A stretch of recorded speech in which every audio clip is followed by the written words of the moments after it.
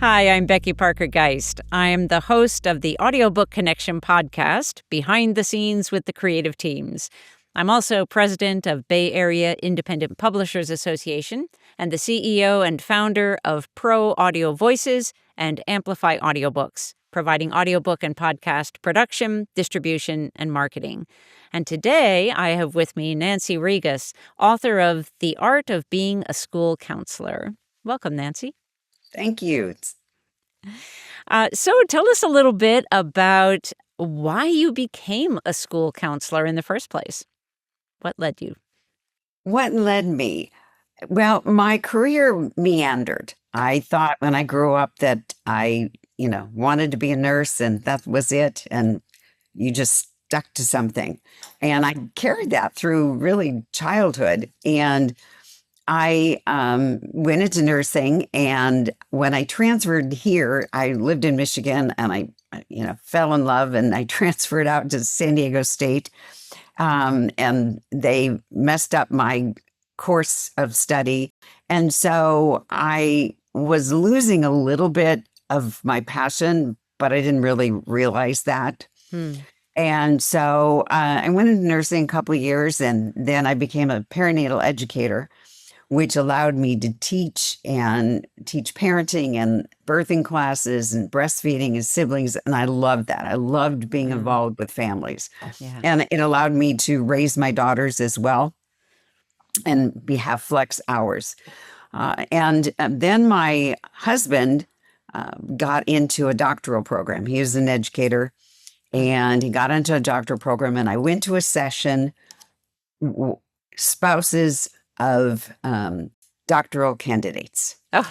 And so the professor grabbed me afterwards and said, "Okay, so tell me about your counseling career." Yeah. And I said, "Well, I'm not a counselor. This is what I do." And she goes, "Oh, no. You have to come see me. You need to get in the program. You belong here." So I decided to dive in and was accepted and went on for my master's. But at first I thought it was marriage and family therapy that was calling me. Yeah. So I got I have to ask you a question, though. So Yes. you were in this audience, and was it that your husband had talked about what you did or something? How did this person who said, "Oh, you have to be in this program," how did she figure that out from that moment? I'm so curious. Well, this was just for spouses. So my husband Okay. wasn't in this session. So I just kept answering questions that she threw out there. And Oh, so she approached me afterwards and said, "Wow, you I just see. tell Yeah. me about this." And so she was wonderful. I just had utmost respect for her. Yeah. And so I did marriage and family therapy and for a couple years, but I was still feeling that pull. And so I looked into the school district and I thought, how can I marry this and get in? And there was a position that had opened from a grant of a resource coordinator of a violence and substance abuse prevention project for pregnant and parenting teens. It's a mouthful. Wow. And I went to the assistant superintendent and shared my credentials and what I'd done. And he said, "I have somebody who needs to meet you." So he put me together with the program director, and the three of us were in a room, and she just threw questions at me for an hour and a half and then looked at him and said, "I want her. She's mine." And I was stunned. And I thought, wow, I never dreamed of this. Yeah. But it was an incredible position because it allowed me to find the voice I didn't know I had. Yeah. So this And was the position that was funded with that grant for yes, pregnant and parenting teens. yes. Interesting. Okay. And so I began to do work, and there were a team of 8 of us from different parts of the state. None of us knew each other. This was all brand new. And what we created was phenomenal until, of course, as grants happen, they pulled the funding. Right. But I became known in the community. I was asked to speak. I did lots of speaking engagements, and I knew I needed to stay in education. So I got my school counseling credential, and I decided that I really wanted high school. Yeah. And I went to life skills first. That while I was finishing my credential, and I taught, drug and alcohol prevention. Mm-hmm. And I did that at elementary, middle school, and high school. Mm-hmm. Finished my credential and went to the high school. And I knew I was home. I felt like now it makes sense, everything I've done. Yeah. When I was getting my credential, a professor said, a career is an expression of who you are. Mm. And that resonated with me and helped me understand my journey. Yeah. And that it wasn't helter skelter. Right. It really had a purpose. Right. And laid me and landed me in a spot that made real sense for me. And when I was interviewing at the high school, the head counselor looked at me and said, okay, I don't do crying. You can take all the crying.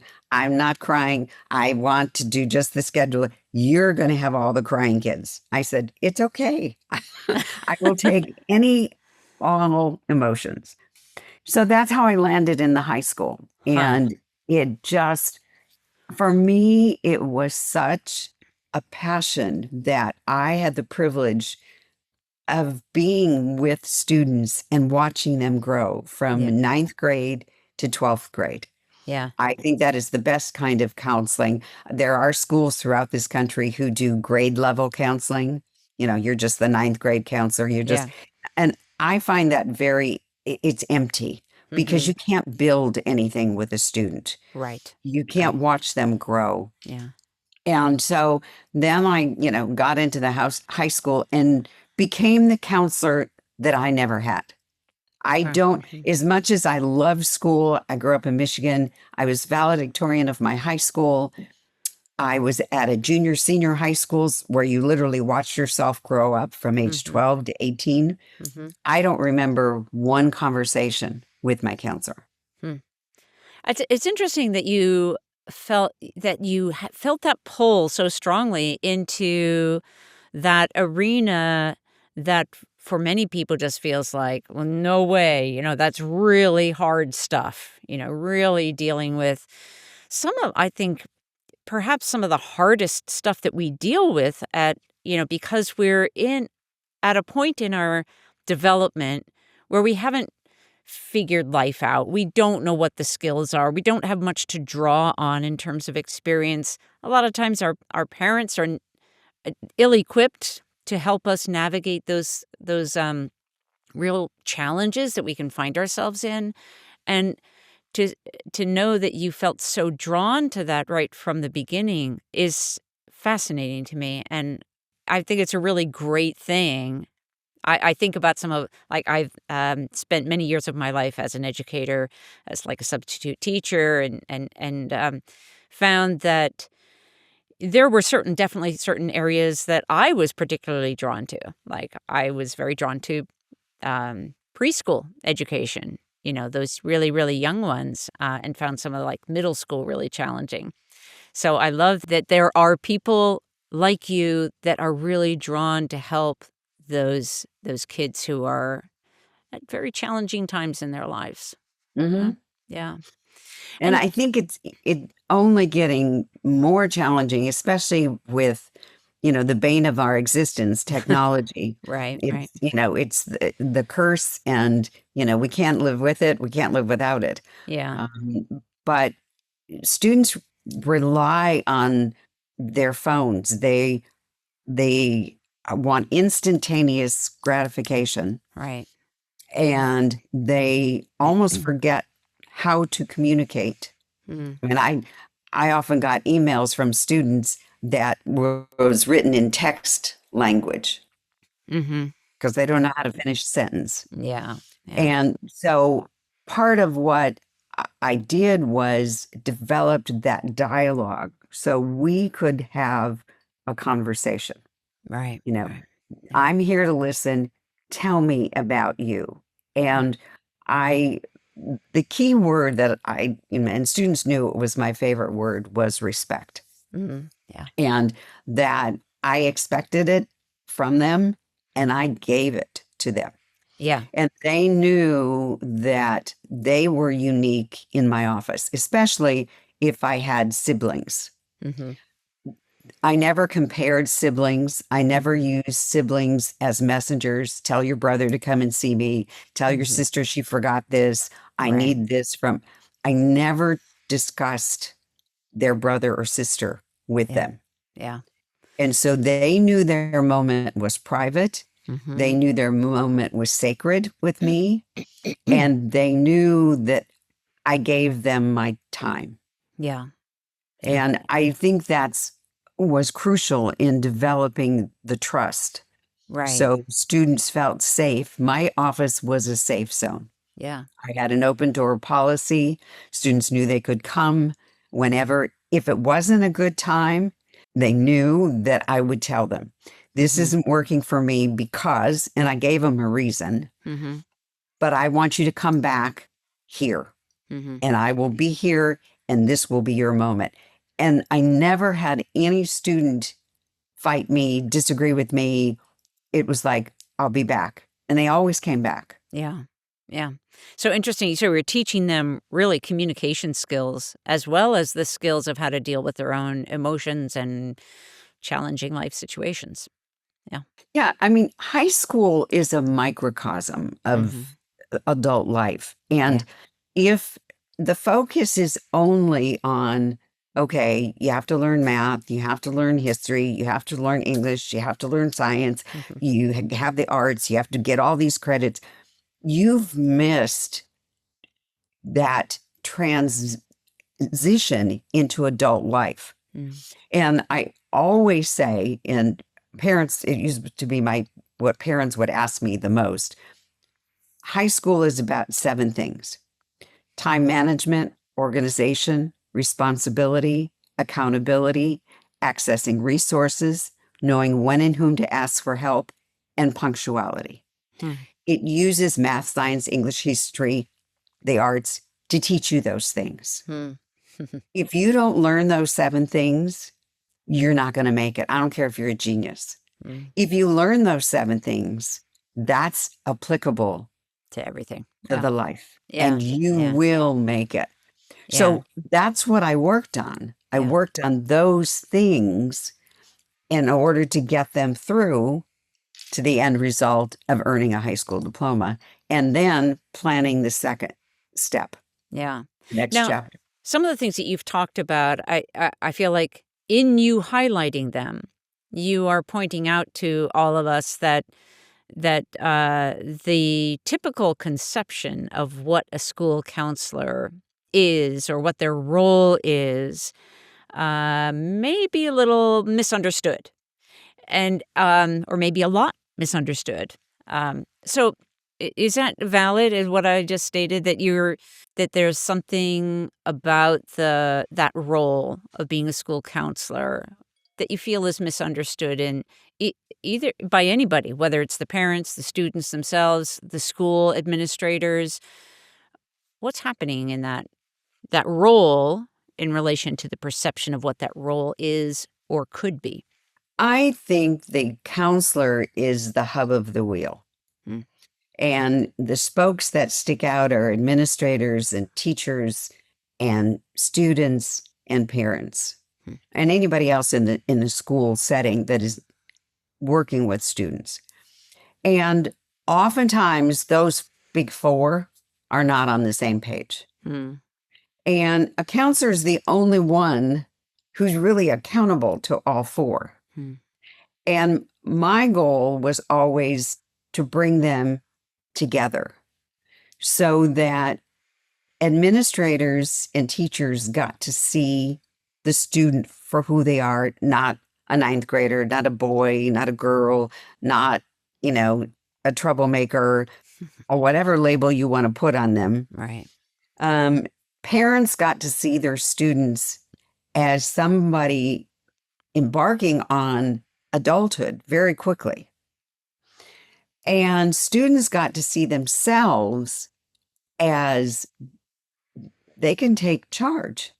Yeah. They can make their lives, I used to say, be your own best friend and not your own worst enemy. Mm-hmm. And so we dialogued a lot about, are you being your friend or your foe?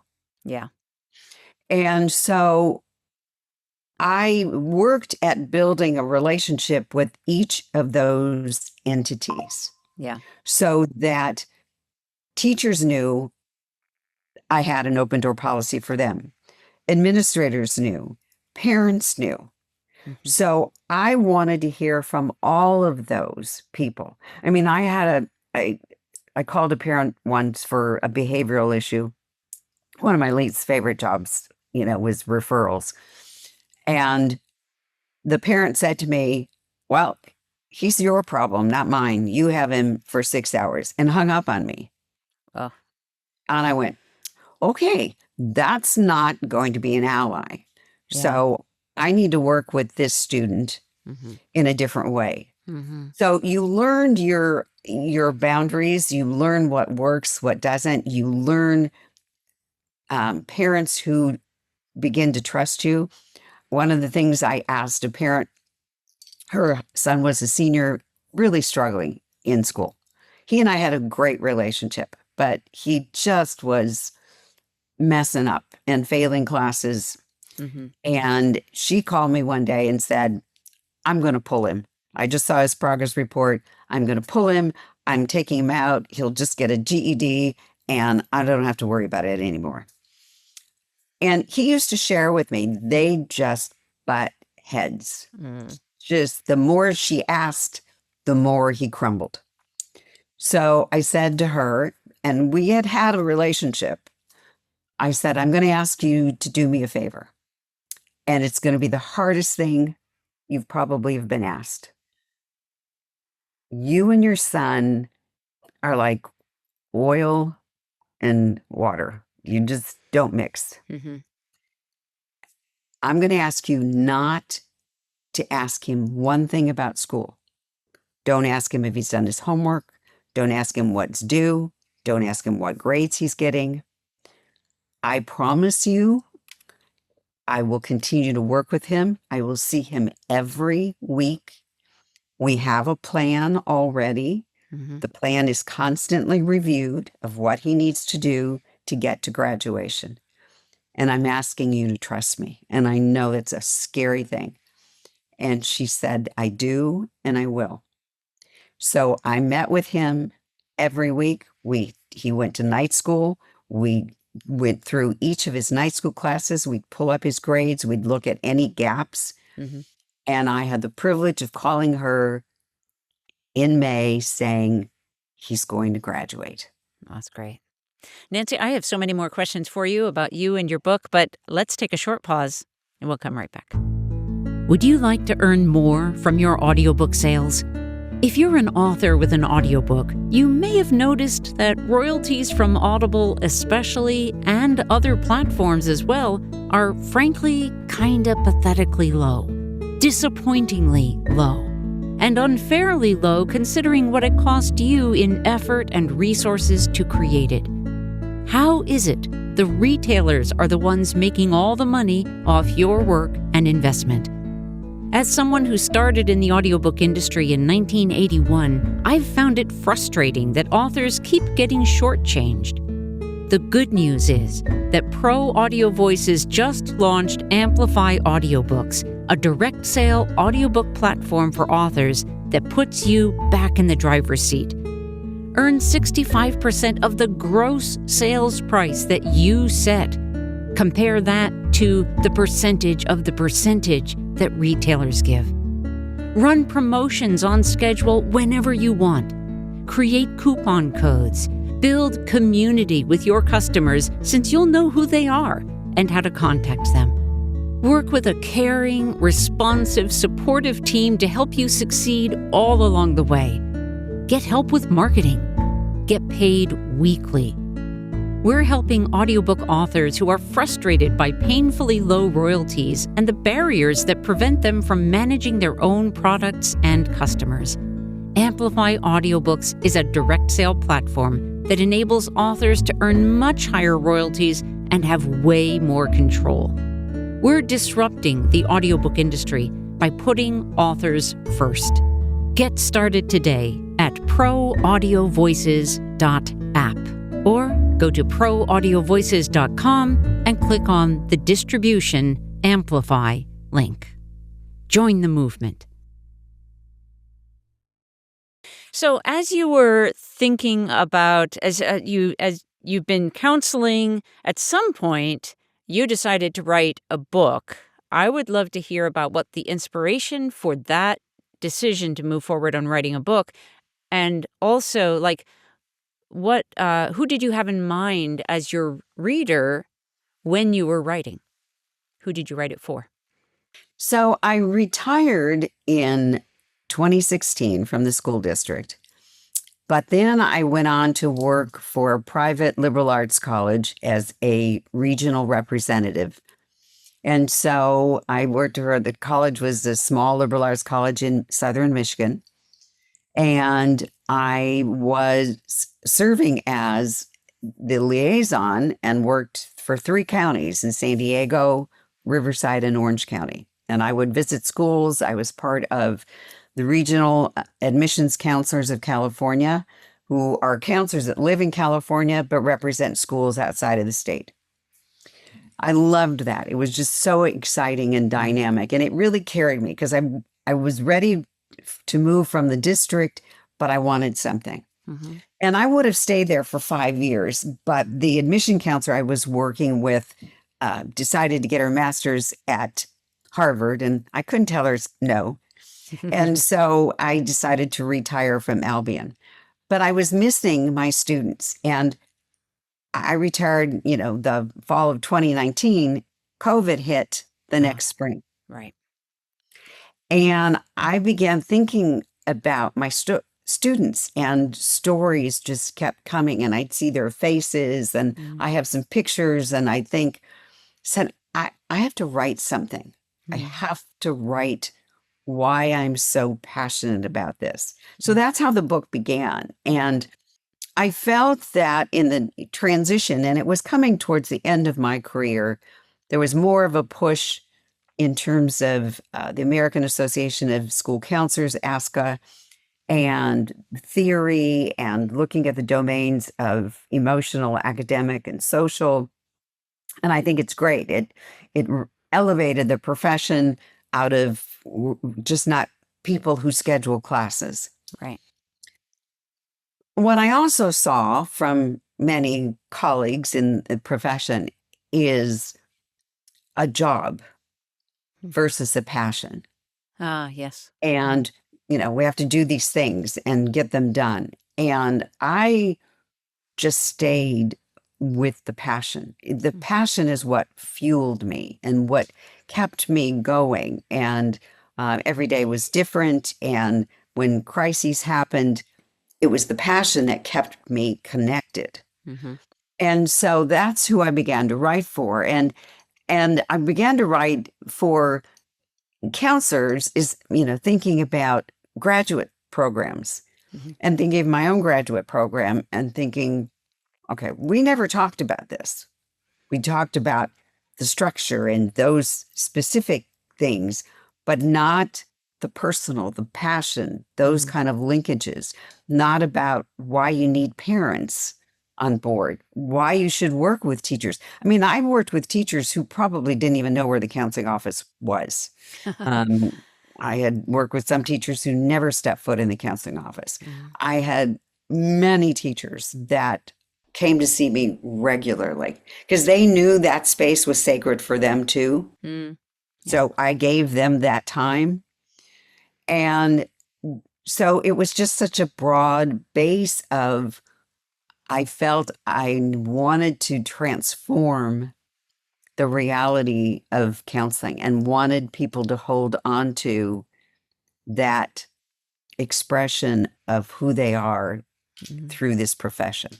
Yeah. And that's how it all began.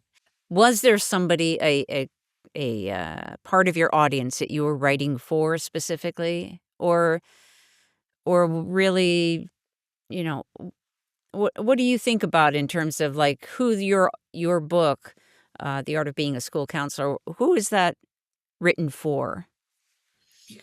Initially, I think I focused on people who wanted to be counselors Mm-hmm.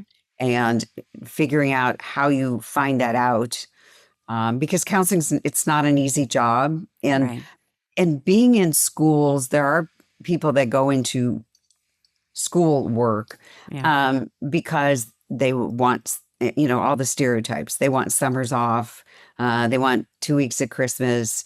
They want a spring break. They think I have a short day. Right. I mean, I never had a short day. I went to work an hour and a half before school started. I stayed after. I ran the after school credit makeup program. So my days were long, Yeah. but that created linkages. And then I thought about the teachers that I had really close relationships with.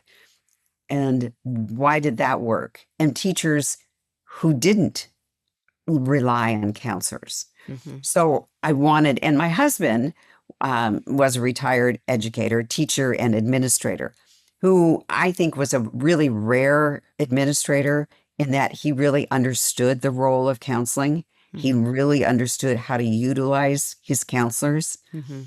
And so I wanted to, there's a thing in education called duties as assigned. And it's not a fun thing. Mm-hmm. It kind of references that, and counselors are often given that.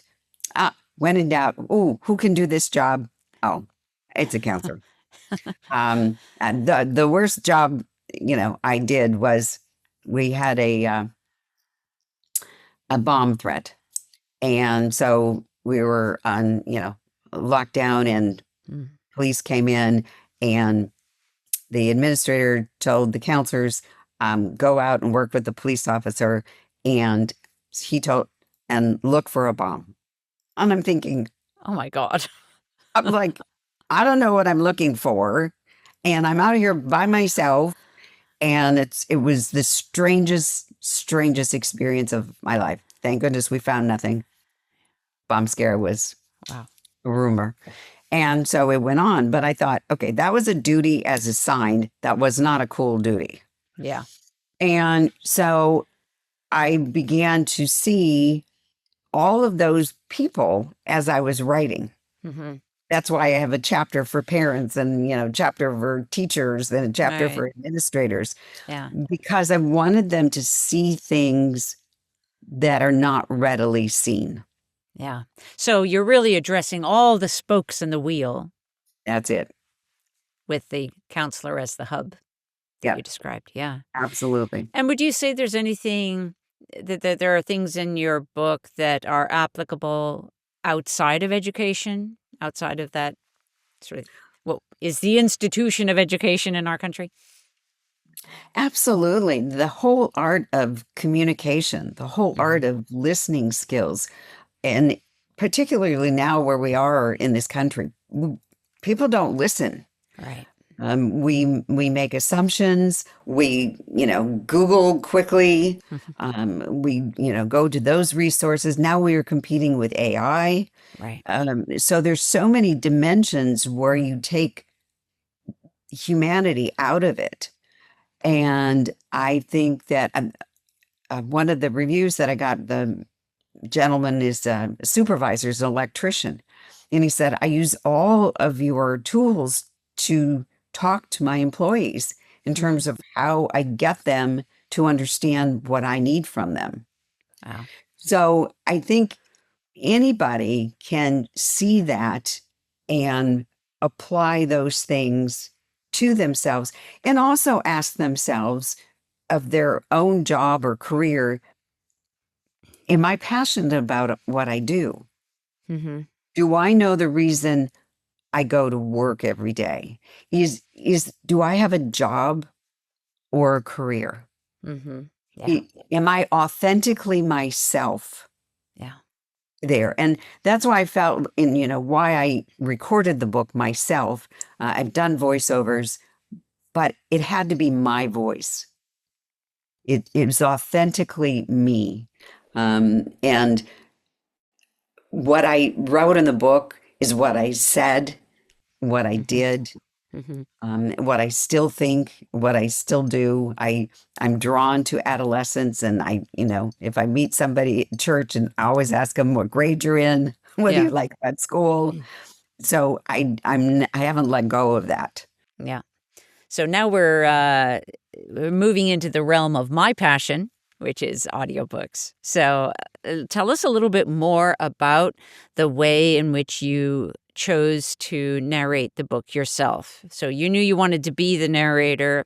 And did you have a studio at home that was already set up, or did you have to get that set up? What was that part of the equation for you? I had a studio at home, so I already had, the equipment and everything, and so I knew that. And I worked with an engineer in terms of the editing because I knew Hmm. the magnitude of this piece was a lot different than just doing a short commercial and things that I edit my own. Yeah. So I did that, worked with an engineer, and which I had totally trusted. So that was good. Yeah. And it allowed me in a different format because when I was writing, it was kinesthetic, and Hmm. I could feel that. Yeah. When I'm speaking, I could visualize myself standing in front of a classroom, standing in front of the cafetorium and talking to parents, students. I had a principal once who didn't give compliments, really. And she said to me after she heard me do a presentation, she said, "Students don't listen to anybody on this campus like they listen to you." And I consider that uh, quite humbling and quite a compliment. And so I can see myself, and I could see myself as I was recording. I could picture students. I, knew where I stood in certain places. That was all coming back to me. Mm-hmm. Yeah. So Yeah. it was exhilarating Yeah. Yeah. to narrate. Yeah. So your experience in life that you had for presenting and recording already really served you in the recording of your audiobook. It did. Yeah. That's It great. really did. That's And it great. made it more fun. Yeah. Absolutely. Well, cool. Well, would you share with our listeners where they can learn more about you and where they can get your book and audiobook? All right. Well, my book is available online at Amazon and on Kindle, Barnes and Noble, Target, Walmart. Um, on Outskirts Press, I have an author's page, which really gives you a real complete overview, a sample of my audiobook, another interview that I did, and gives you understanding of that. And so you can go on to Outskirts Press. It's just outskirtspress.com/ the art of being a school counselor.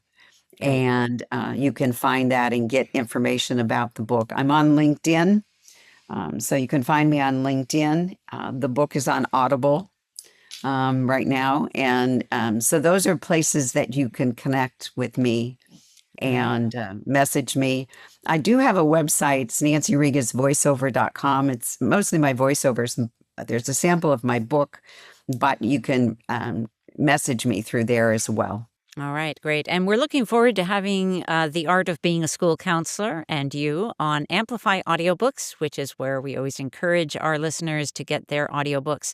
And there, you'll also have an author's page, and your listeners will be able to directly connect with you and share the experiences and reflections that they have of your audiobook. So, That's um, awesome. I'm looking forward to that. yeah, so maybe by the time that our listeners are hearing this, we'll already have it on Amplify Audiobooks. What I want to encourage our listeners to check out there first. You're looking for The Art of Being a School Counselor by Nancy Regas. Nancy, thank you so much for spending this time with me. You're so welcome, Becky. I really appreciate the time. All right, you take care. Okay.